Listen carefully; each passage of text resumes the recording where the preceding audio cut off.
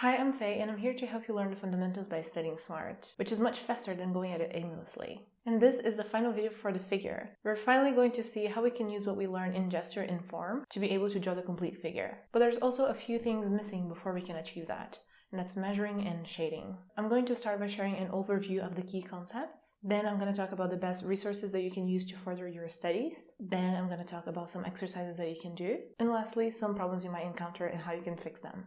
I mentioned how the figure is usually divided into gesture, form, and anatomy, and we've done the first two, but I think it's too early to go into anatomy. So we'll just see the very basics to help us with proportion. And for shading, it will also be a short introduction on the key things that you need for figure drawing, because there will be a future video on light and shadow. What I will introduce for now is enough to draw both from imagination and from reference. As you cycle through your drawings, you can then later add more detail to your shading.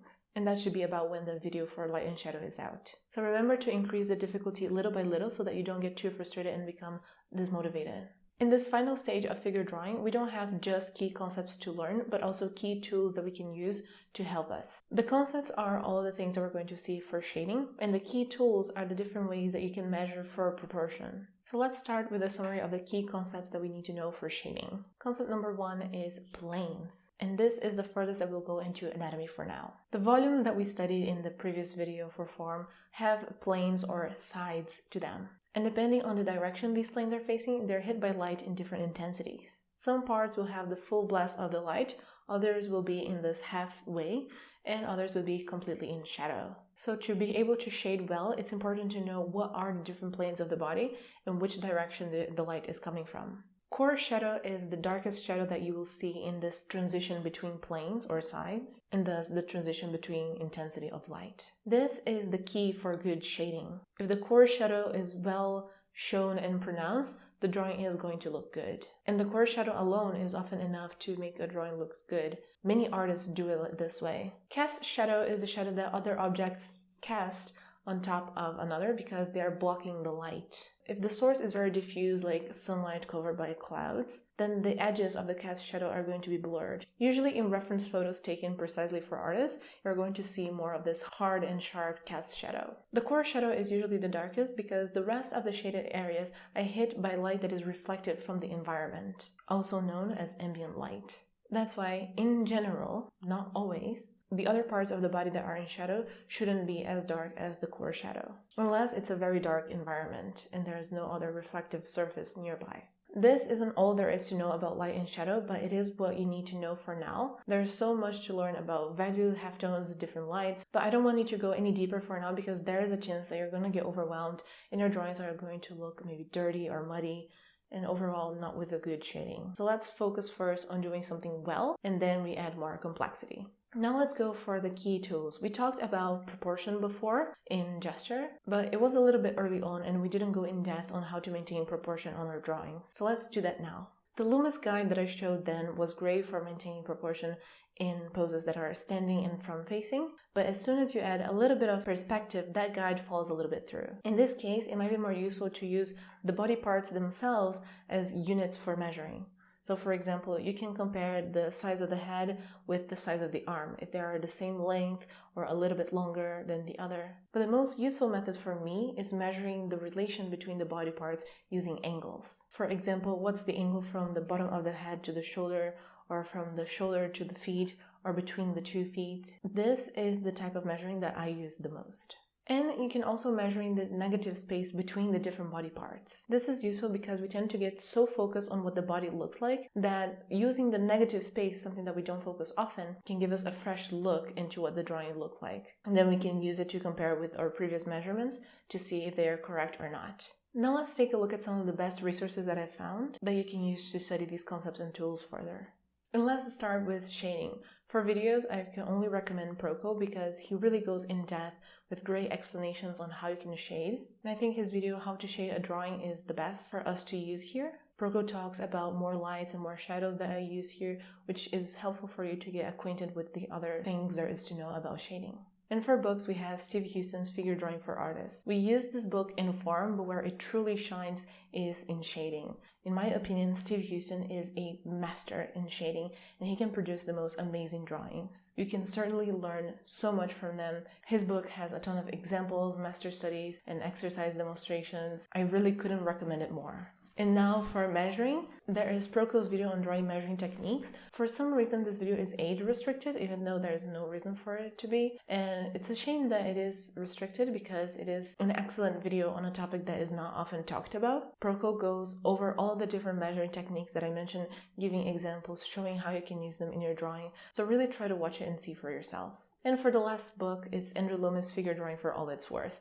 I introduced this first in Gesture, and I was a little bit hesitant to share it there because I thought this book was too technical for such an early stage of drawing the figure. But there's no denying that this book is great for an introduction to anatomy. He has his proportion guide that we already talked about. He also goes into detail of the different planes of the body drawn from different angles. And he also talks about more landmarks, which already talked about, but it's good to revise as well. And Loomis also has a specific section for shading, so this is a great all-in-one book. Be warned though that it is a little bit complicated to study from it. It's not really well explained, so you have to draw the conclusions all for yourself. But it's still a pretty good book for both these topics.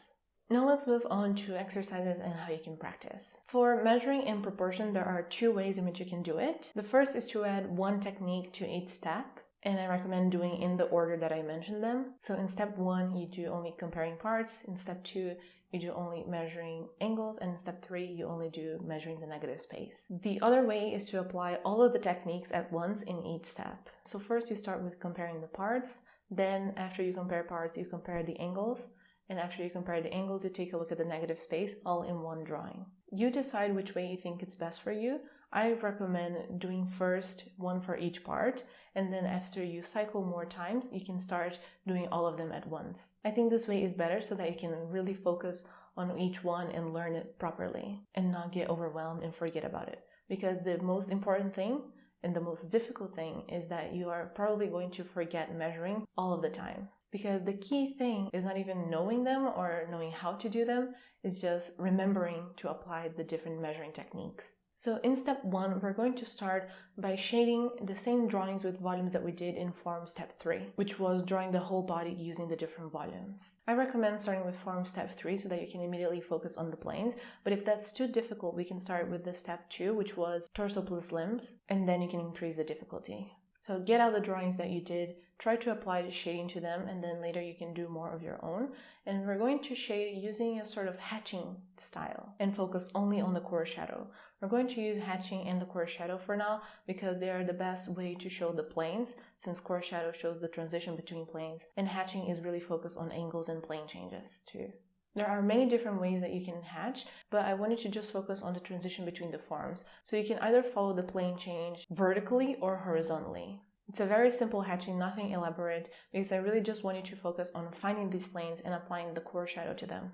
In step 2, we can start applying the cast shadow along with the core shadow. And here you can draw in whatever style that you want. The main focus of this step is to clean our drawings as much as possible. So all of the construction lines that we used, be it the initial lines for gesture or for the form, we want to try to remove them as much as possible. You can start by drawing very lightly so they don't show much, and then you can try erase them to remove them even more. And don't worry about the other shadows for now, we have the last step for that. Instead, focus on applying measuring techniques. Remember to start with the gesture and remember the shapes and forms to achieve a clean final drawing. In step 3, now that we've learned how to put into practice everything that we learned, we can add the cherry on top, which is the rest of the shadows. Be very careful because this is where your drawings can look dirty or muddy. Remember that the darkest lights are always going to be lighter than the lightest darks. This is a convoluted way to say keeps your lights and darks separated. Everything that is in light should be lighter than anything that is in dark, even if colors try to trick your brain of thinking otherwise. Don't try to make a completely realistic drawing at once. You'll be able to identify more detail and add more shadows as you practice. Do your best at first, but don't beat yourself into overdoing it and ending up with drawings that have shadows in the wrong places and thus look weird or wonky. Remember to cycle through all of these steps, then through gesture, form, and anatomy too, multiple times, increasing the difficulty each time, as I said. And always study smart by applying the different levels of iteration and imagination, and analyze your drawings and focus just on improving, not with making perfect drawings. And before we go, here are some of the more common problems that you might find and what you can do to fix them. If your drawings are looking blurry, you're probably over-blending it and erasing all of the things that we learned about form and planes. Depending on how hard or soft the change or edge of the plane is, the core shadow will also be soft or hard. If you apply a soft shadow to a hard transition of planes, your drawing will start to lose their form. So make sure to keep in mind if the transition should be sharp or soft. If your drawings aren't dark enough, you're either afraid of going too dark or you're using references that don't have enough shadow.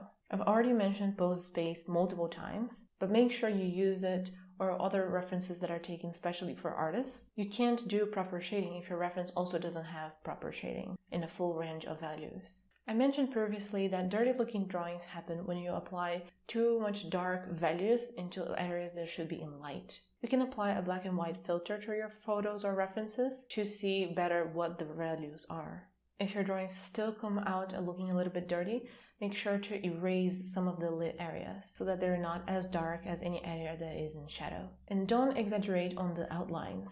Emphasizing the wrong area by drawing an outline can completely throw off your drawing. Drawing is as much finding which lines to draw as it is knowing which lines to omit. Now, do the drawings, watch next week's video for the exercise demonstration, and submit your drawings for me to give feedback. Now that we've finished the figure, the next fundamental will be portrait drawing. For me, it was more difficult than figure drawing, so I'm excited to share what I did to make it easier. Anyways, if you have any questions or feedback, please leave them in the comment section below. And I hope this video was helpful. If you agree, please consider sharing with other artists, liking, subscribing, all of that good stuff. And thank you so much for watching.